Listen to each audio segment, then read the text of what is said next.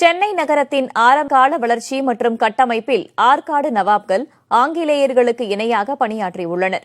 382வது சென்னை தினத்தை கொண்டாடும் இன்றைய தினத்தில் மத நல்லிணக்கம் போற்றிய நவாப்கள் குறித்து பார்க்கலாம்.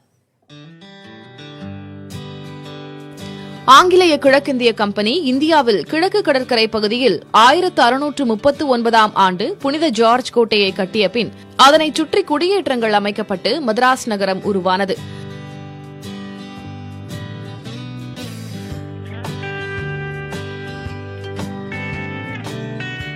பதினேழாம் நூற்றாண்டின் முற்பகுதிகளில் ஆங்கிலேயர்கள் தங்களின் வணிகத்தை கடந்து உள்நாட்டு அரசியலிலும் கவனம் செலுத்த தொடங்கினர். அப்போது ஆற்காடு நவாபாக இருந்தவர் சதத்துல்லா கான்.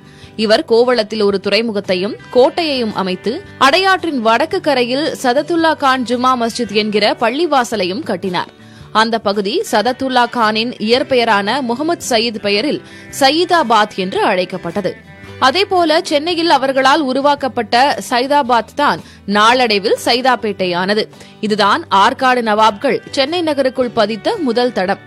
அதன் பின்னர் முகமது அலி வாலாஜா மதராஸில் ஜார்ஜ் கோட்டைக்கு தெற்கே சேப்பாக்கத்தில் 300 ஏக்கர் வளாகத்தில் கலசா அரண்மனையை கட்டினார்.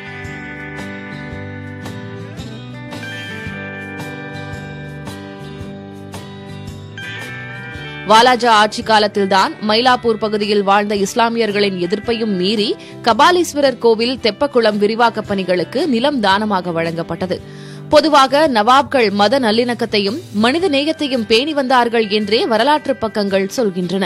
நவாப் அரச வம்சம் இஸ்லாமியர்களாக இருந்தாலும் அவர்களின் தளபதிகள், அமைச்சர்கள், காப்பாளர்களில் பெரும்பான்மையானவர்கள் இந்துக்களாகவே இருந்ததாக சொல்லப்படுகிறது.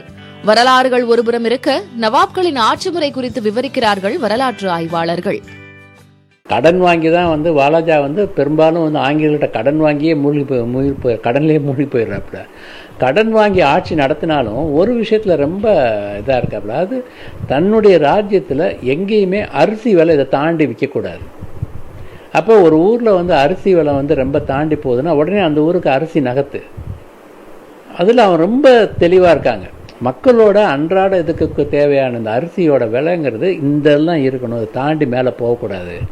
அப்போ எங்கேயாவது யாராவது அரிசி பஞ்சம் ஏற்பனா உடனே அந்த ஊருக்கு நீங்கள் அரிசியை நகர்த்தணும். அங்கே அரிசி விலை மட்டும் என்னைக்கு மேலே ஏறி இருக்கு. இந்த மாதிரி சில விஷயங்கள் அவங்க ரொம்ப தான் பார்த்துக்கிட்டாங்க கூர்மை. மசூதிகள் மட்டுமின்றி நூலகம், பள்ளிக்கூடம், கூவம் கரையோரத்தில் பூங்காக்களை சென்னையில் நவாப்கள் உருவாக்கினர். வாலாஜாவிற்கு பின்னர் ஆட்சிக்கு வந்த நவாப்கள் ஆற்காட்டில் இருந்து சென்னைக்கு குடிபெயர்ந்தனர். இந்திய அரேபிய கட்டிட வடிவமைப்பில் நவாப்களால் அமைக்கப்பட்டுள்ள கலசா மஹால், ஹுமாயூன் மஹால், அமீர் மஹால் போன்றவை சென்னையில் நவாப்களின் கட்டிடக்கலையை பறைசாற்றும் விதத்தில் உள்ளது. தெருக்கள் மற்றும் இடங்களின் பெயர்களும் பழமையான கட்டிடங்களும் நவாப்கள் சென்னையில் வாழ்ந்ததற்கான அடையாளமாக இன்றும் இருக்கின்றன. புதிய தலைமுறைக்காக ஒளிப்பதிவாளர்கள் கிருஷ்ணமூர்த்தி, கேசவனுடன் செய்தியாளர் பாலவெற்றிவேல்.